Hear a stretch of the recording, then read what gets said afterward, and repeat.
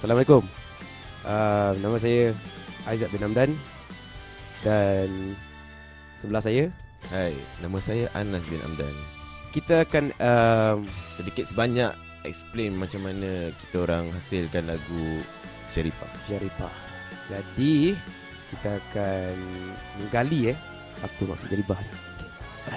Kita orang masa Ceripah ni, lagu ni Aizat yang hasilkan dia punya chords and melody. Maksudnya raya tahun lepas tu. Masa lari tahun lepas dia datang kat saya, dia macam kita orang macam mana Aizat datang kat Anas, lepas tu macam Aizat Main je chord dia sebenarnya. Just main-main chord. And then tiba-tiba melody lah. Melody tiba-tiba dapat ilham. And then macam okay, main chord dan terus main lah. Lepas tu kita record sikit-sikit lah. Tu macam experimental sikit je lah. dia macam a different side of apa yang kita selalu buat before this. So macam tak pernah nak try satu arrangement yang agak Kita refer dia macam lagu-lagu ala-ala P. Ramlee lama-lama dulu at first. Itu inspired by that lah sebenarnya. dia straight je sebenarnya. Tapi semestinya dia ada macam elemen-elemen yang best dan unik lah. Kita kena explore dia punya sound juga.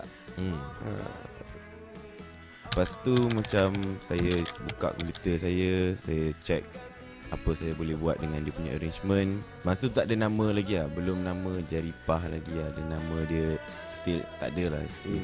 Jaripah tu sebenarnya dia save je. Saya save as komputer saya as Jaripah. Sebab masa tu saya dengar lagu ni ala-ala macam dia old school sikit kan. So macam saya pun tak tahu apa nak taruh. As a working title saya taruh Jaripah.